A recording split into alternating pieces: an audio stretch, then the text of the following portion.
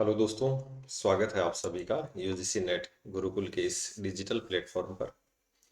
Students, RPSC assistant professor के 10 दिन अपने पास शेष बचे हैं।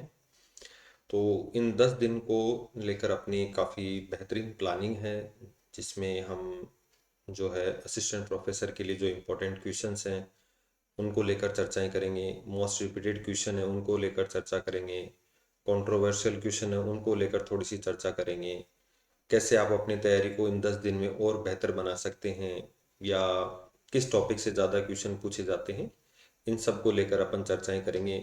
इसके अतिरिक्त अपन देखेंगे कि जो लास्ट ईयर या इसी साल जो असिस्टेंट प्रोफेसर का पेपर हुआ है उसका क्या लेवल रहा, उसके ऊपर भी थोड़ी सी अपन बात करेंगे, ताकि अपन अपनी तैयारी को और बेहतर ढंग से कर सकें। और यदि आप एक बार चैनल पे नए हैं तो चैनल को सब्सक्राइब कर लें। इसके अलावा जो हमारा ऑफिशियल ऐप है जेआरएफ अड्डा, आप इसको डाउनलोड कर लें। यहाँ पर आप पेपर थर्ड जो जीके वाला है, जिसकी अपनी तैयारियाँ भी चल रही हैं, इसके ई नोट्स अवेलेबल हैं। 10 पेपर की टेस्ट सीरीज अवेलेबल है, जो आरपीएससी के जो नवीनतम पैटर्न है इसके अनुसार ऑर्गेनाइज की गई है। हिंदी और इंग्लिश दोनों लैंग्वेज में आप लोगों के लिए अवेलेबल है। तो आप इसको ज्वाइन करें और अपनी तैयारी को चेक करें कि किस लेवल पर आपकी तैयारियां चल रही हैं, क्योंकि 50 नंबर बहुत महत्वपूर्ण है और 36% का क्राइटेरिया आप लोगों को पता है। राजस्थान के बाहर के स्टूडेंट्स जो राजस्थान का जो जीके का पोर्शन है वो कम जानते हैं, उनके लिए तो मैं स्पेशली कहूँगा कि उनको एक बार ट्राई जरूर करना चाहिए इस फुल लेंथ की जो टेस्ट सीरीज है इसके अंदर। और ऐसे स्टूडेंट जो यूजीसी नेट दिसंबर का एग्ज़ाम दे रहे हैं, क्योंकि 31 दिसंबर से जो है वो आपको यूजीसी नेट का एग्ज़ाम स्टार्ट हो जाएगा, और जून साइकिल का जो है वो भी आप लोगों के लिए कोर्स अवेलेबल है। तो आप जो जेआरएफ अड्डा एप्लीकेशन है इससे अपना जो कोर्स एनरोल कर सकते हैं। और पेपर सेकंड तो आप लोगों के लिए असिस्टेंट प्रोफेसर और नेट के दोनों के अंदर लगभग 80% कॉमन है, तो आप लोग यहाँ से बहुत बेहतरीन तैयारी कर सकते हैं और ये फैसिलिटीज़ आप लोगों को इस पर लगातार मिलेंगी। चलिए, जो आरपीएससी के मोस्ट रिपीटेड क्वेश्चन है ज्योग्राफी के, और 20 क्वेश्चंस को लेकर अपन चर्चा करेंगे जो भी हाल ही में 2025 के विभिन्न एग्जामों में पूछे गए थे। इसके अलावा देखिए, अभी हमने जो है वो प्लाटून कमांडर का पेपर भी सॉल्व किया, तो आपने उसका लेवल भी देखा होगा। कमेंट जरूर कीजिए, करा कीजिए, ताकि हमें पता लगे कि आपको पेपर कैसा लगा, क्या एनालिसिस रहा आपका पेपर का, इजी था, टफ था, जो पैटर्न है वो कैसा लगा। इसमें भी आप लोगों को बताना है कि भाई आप लोग इन क्वेश्चनों को पहले पढ़ा है या फर्स्ट टाइम। कुछ क्वेश्चन तो मैं भी ये कहूँगा कि आप लोगों ने फर्स्ट टाइम ही पढ़े होंगे, क्योंकि आरपीएससी के अभी ये लेटेस्ट क्वेश्चन यहाँ से पूछे गए हैं। तो शुरुआत करते हैं, वीडियो को लाइक जरूर कर दीजिएगा। राजस्थान के किस जिला समूह से 40 सेंटीमीटर की समवर्षा रेखा गुजरती है? तो देखिए, जो अलग अलग रेखाएं गुजरती हैं बारिश को लेकर, 50 सेंटीमीटर जो रेखा है जैसे अरावली पर्वतमाला है, तो ऐसे ही 40 सेंटीमीटर जो सिम वर्षा रेखा गुजरती है उसका आप आंसर ध्यान रखना। ये जो गुजरती है ये सीकर, अजमेर और सिरोही से गुजरती है। तो इसका जो राइट आंसर हो जाएगा वो 4 नंबर राइट आंसर हो जाएगा। ठीक है, ये अभी आरपीएससी में पूछा गया क्वेश्चन है लेटेस्ट, कि 40 सेंटीमीटर समवर्षा रेखा कहाँ से गुजरती है? तो सीकर, अजमेर और सिरोही से ये गुजरती है। नेक्स्ट, निम्नलिखित में से कौन सी एक नदी बनास नदी के दाहिने तट की सहायक नदी है? तो देखिए, अभी तक ज्यादातर जो क्वेश्चन पूछा जाता था वो लूनी नदी से पूछा जाता था। तो ये जो right bank tributary of river Banas, Banas के दाहिने तट पर जो मिलती है, ये उस नदी का नाम पूछा है। तो इसका जो राइट आंसर हो जाएगा वो बेड़च हो जाएगा। बेड़च जो नदी है, जिसके किनारे आप लोग देखते भी होंगे चित्तौड़ शहर बसा है, तो बनास नदी के ये दाहिने तट की जो है सहायक नदी है। तो ये भी इम्पोर्टेंट क्वेश्चन मुझे लगा कि आप लोगों से इसके ऊपर चर्चा जरूर करनी चाहिए, क्योंकि हम लोग नूनी नदी का बहुत बार पढ़ते हैं, लेकिन बनास नदी का शायद पहली या दूसरी बार ये क्वेश्चन पूछा गया है। नेक्स्ट, धोकड़ा, पलास, तेंदू और सेमल के वृक्ष किस प्रकार के वनों में पाए जाते हैं? तो ये भी काफी अच्छा क्वेश्चन था। धोकड़ा, पलास जिसे जंगल की आग कहते हैं, तेंदू के पत्ते जिनसे बीड़ी बनाई जाती है, सेमल के जो वृक्ष हैं वो किस प्रकार के वनों में पाए जाते हैं? तो इसका जो राइट आंसर था वो मिश्रित पतझड़ वन है। ये जो है धोकड़ा, पलास, तेंदू, सेमल के जो वृक्ष हैं, ये कैसे वन है? ये मिश्रित पतझड़ वन है। और जो पतझड़ श्रेणी के मिश्रित में आते हैं, ये आप लोग इसको याद रखना। नेक्स्ट, इस तरीके के क्वेश्चन आजकल बहुत पूछती है आरपीएससी, कि जो राज 171 और मोती, ये किसकी किस्में हैं? तो देखिए स्टूडेंट्स, अभी अपन ने जो राजस्थान की फसलें हैं उसका लगभग एक मैराथन क्लास अपन ने ऑर्गेनाइज की थी, और उस मैराथन क्लास में अपन ने इसके बारे में पढ़ा था, उसमें अलग अलग फसलों की अपन ने उनकी किस्में दे रखी हैं। तो ये जरूर आप लोग एक बार उस वीडियो को देखकर पढ़कर जाना। तो मैं इसका जो राइट आंसर है वो डायरेक्ट बता देता हूँ आपको, बाजरा है। ठीक है, ऐसा एक क्वेश्चन अपन और लेकर आए हैं। तो राज 71 और 171 और मोती जो किस्म है ये किसकी है, ये बाजरे की है। ठीक है, पेयर मिलेट, मोटा अनाज जिसको अपन कहते हैं। और ये देखिए एक और शानदार क्वेश्चन है अरावली को लेकर, हालांकि ये तो इजी क्वेश्चन था, इसको तो मैं ही कहूंगा बहुत आप लोग इजी कर सकते थे। अरावली पर्वत के संबंध में निम्नलिखित में से कौन सा कथन या तथ्य असत्य है, गलत है, रॉन्ग है, उसकी अपन बात कर रहे हैं। यह विश्व के प्राचीनतम पर्वतों में से एक है, बिल्कुल अरावली पर्वतमाला विश्व की सबसे प्राचीन पर्वतों में से एक है। इसकी तुलना यूएसए के रॉकी पर्वत से की गई है, नहीं ये यूएसए के रॉकी पर्वत से नहीं है, ये जो है अल्पास, अल्पास पर्वत से इसकी तुलना की जाती है। इसकी उत्पत्ति जो है वो प्री कैम्ब्रियन युग में हुई थी, और वर्तमान में अरावली अवशिष्ट अवशिष्ट जो पहाड़ियां हैं जो बिखरे हुए हैं और टुकड़ों के रूप में विद्यमान है, प्राचीन अवशेषों के रूप में विद्यमान है, अवशिष्ट पहाड़ी के रूप में है। तो बाकी सब कथन हो जाएंगे, सही हो जाएंगे, और जो आंसर नंबर 2 है वो इसका राइट हो जाएगा कि जो असत्य कथन है वो ये है, क्योंकि इसकी तुलना जो है अल्पास पर्वत से की जाती है। एक और अच्छा क्वेश्चन है, वर्ष 2011 की जनगणना के अनुसार, वर्ष 2011 की जनगणना के अनुसार निम्नलिखित में से किस जिले की कुल जनसंख्या में नगरीय जनसंख्या का सर्वाधिक प्रतिशत था। तो देखिए ये क्वेश्चन जो है, इस तरीके के क्वेश्चन अभी बहुत पूछे गए हैं। ठीक है, तो आप लोगों को जनगणना वाले जो टॉपिक हैं वो पूरे याद करके जाने हैं। तो जनगणना 2011 के अनुसार निम्नलिखित में से किस जिले की कुल जनसंख्या में नगरीय जनसंख्या का प्रतिशत सर्वाधिक है। तो देखिए जयपुर तो यहाँ पर ऑप्शन में दिया नहीं है। ठीक है, तो अगर इस ऑप्शनों में अपन देखें तो देखिए जोधपुर, बीकानेर, चूरू और अजमेर। तो इसका जो राइट आंसर हो जाएगा वो बीकानेर हो जाएगा। इसका जो सॉरी बीकानेर के अजमेर हो जाएगा, इसका जो राइट आंसर है वो अजमेर राइट आंसर होगा, कि अजमेर की जो नगरीय जनसंख्या है वो इन शहरों में जो है इनकी तुलना में ज्यादा सर्वाधिक प्रतिशत में है। नेक्स्ट अपन बात करें Saint Gobain glass factory, Saint Gobain जो ग्लास फैक्ट्री है, और इसकी जो इकाइयां हैं जो वो कहाँ पर स्थित है, और चलिए देखते हैं कि जो इकाई बी कौन सी कहाँ पर स्थित है। तो इसका जो राइट आंसर हो जाएगा उसको अपने को चर्चा करनी है। तो जो फ्रेंच जो है वो बिहाड़ी में, जो अलवर का बिहाड़ी वाला जो क्षेत्र है यहाँ पर स्थापित की गई है सेंट गोबेन ग्लास फैक्ट्री। तो फ्रेंच जो कंपनी है उसकी इकाई कहाँ पर है, भिवाड़ी में। तो ये सही जो है सुमेलित है, बाकी ये सुमेलित नहीं है। तो फ्रेंच जो है वो भिवाड़ी में स्थित है।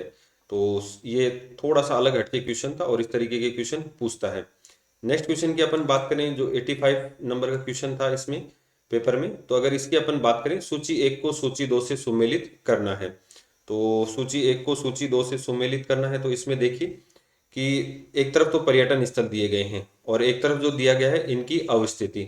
तो काफी इजी क्वेश्चन है। अगर अपन बात करें तो त्रिपुरा सुंदरी का तो आजकल बहुत बार रिपीट हुआ है क्वेश्चन। त्रिपुरा सुंदरी यहाँ पर अगर मैं बात करूँ बांसवाड़ा में, रामेश्वर धाम जो है वो सवाई माधोपुर, देलवाड़ा है जो वो आबू पर्वत, और नाकोडा है ये बालोतरा। ठीक है, जो जैन मंदिर है और पार्श्वनाथ का। ठीक है, तो पहले का 3, तो पहले का 3 इन दो में दे रखा है, दूसरे का 1 इन दोनों में है, रामेश्वर धाम चौथे नंबर में ये, और जो है त्रिपुरा सुंदरी बांसवाड़ा।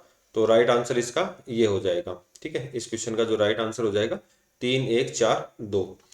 नेक्स्ट क्वेश्चन की अपन बात करें, निम्नलिखित में से किस नस्ल के गोवंश दूध उत्पादन और अच्छे बैलों के लिए जाने जाते हैं और अधिकांशतः बाड़मेर, पाली, सिरोही तथा सांचौर क्षेत्र में पाए जाते हैं। तो ये ऐसे क्वेश्चन बार बार रिपीट हुए हैं। निम्नलिखित में से किस नस्ल के गोवंश दुग्ध उत्पादन तथा अच्छे बैलों के लिए जाने जाते हैं और अधिकांशतः बाड़मेर, पाली, सिरोही तथा सांचौर क्षेत्र में पाए जाते हैं। तो इसका जो राइट आंसर हो जाएगा वो कांकरेज हो जाएगा। ठीक है, एक राठी को लेकर अभी अपन क्वेश्चन लेकर आएंगे, उस पर भी चर्चा करते हैं, लेकिन इस क्वेश्चन का जो राइट आंसर हो जाएगा वो कांकरेज हो जाएगा। ठीक है, तो ये ध्यान रखना, दुग्ध उत्पादन और अच्छे बैलों के लिए जाने जाते हैं और अधिकांश बाड़मेर, पाली, सिरोही तथा सांचौर वाले क्षेत्र में पाए जाते हैं। नेक्स्ट अपन बात करें कोपेन, और देखो कोपेन का तो मैं आपको बार बार कह रहा हूँ, असिस्टेंट प्रोफेसर अगर आपको पेपर कहीं ना कहीं आपको जो क्वालिफाई करने में मदद करेगा उसमें 1 या 2 क्वेश्चन आप लोगों को कोपेन के देखने को मिलेंगे। तो कोपेन का मेरे को आपको यही सुझाव है कि आप 100% इसको पढ़कर जाएं। तो इसमें जो क्वेश्चन पूछा है, कोपेन के जलवायु वर्गीकरण के अनुसार राजस्थान के किस क्षेत्र में BSHW जलवायु प्रकार पाया जाता है। तो देखिए इसने 4 भागों में बांटा है। इसका एक अपन ने वीडियो पहले सॉल्यूशन में भी चर्चा की है कि इसके जो 4 भाग हैं, एक तो चारों भागों को याद करना है, उसमें कौन कौन से जिले शामिल हैं, प्लस आप लोगों का उसका प्रतिनिधि जिला भी पढ़कर जाना है। ठीक है, अगर समय रहा तो मैं आप लोगों को ये कोपेन वाला जलवायु वर्गीकरण करवा दूंगा। तो इसका जो राइट आंसर हो जाएगा 78 का 3 हो जाएगा, अर्ध शुष्क मध्य प्रदेश। जो कोपेन का BSHW है वो किससे संबंधित है? ये अर्ध शुष्क प्रदेश से संबंधित है। ठीक है, कोपेन का जलवायु वर्गीकरण के अनुसार राजस्थान के किस क्षेत्र में BSHW प्रकार का जलवायु पाया जाता है? बिल्कुल अर्ध शुष्क क्षेत्र में ये जलवायु वर्गीकरण इसने किया है। ठीक है, नेक्स्ट अपन बात करें राजस्थान की निम्नलिखित में से किस नदी का उद्गम मध्य प्रदेश से नहीं है? तो इसका राइट आंसर तो आप लोग दे सकते हैं, पार्वती, माही और काली सिंध। तो माही और काली सिंध में तो वैसे भी कोई शक नहीं है, पार्वती भी, और जो इसमें राइट आंसर हो जाएगा वो सोम नदी हो जाएगा। ये उदयपुर से निकलती है, सोम नदी जो है वो उदयपुर में बीछामेड़ा की पहाड़ियों के पास से निकलती है।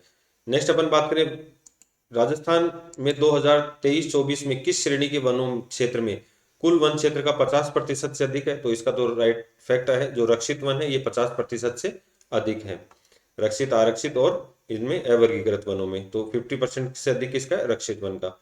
राजस्थान 3007 किस्म का संबंध किससे है? तो ये क्वेश्चन मैंने जैसे आपको कहा कि फसलों के क्वेश्चन इस टाइप से बहुत आ रहे हैं इस बार। ठीक है, तो राजस्थान 3077 किस्म का जो संबंध है वो गेहूं से है।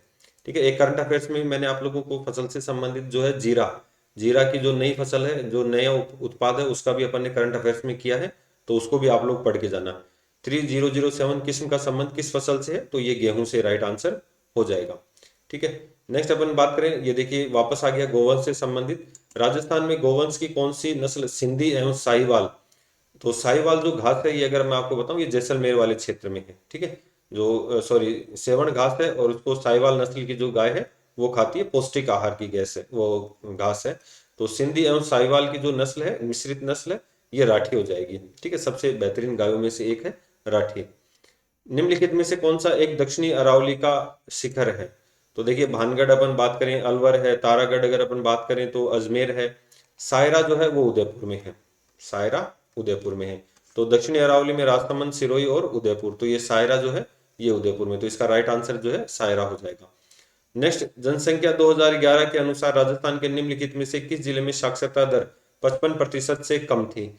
तो राजस्थान में अगर सबसे कम साक्षरता की अपन बात करें तो जालोर, तो 55% से जो कम थी वो भी जालोर में। थोड़ा सा कंफ्यूज करने के लिए क्वेश्चन घुमाया है, बाकी आंसर सीधा सा था। नेक्स्ट अपन बात करें कि नीचे दिए गए कूट में से सही कूट का चयन करना है। तो भील गांवों के समूह को फाला कहा जाता है। तो ये तो आप लोग भी जानते होंगे, फाला नहीं कहा जाता, ये जो इनकी झोपड़ियां होती हैं, झोपड़ियों को फाला कहा जाता है। ठीक है, और जो घर होते हैं गांवों का समूह वो पाल कहलाता है।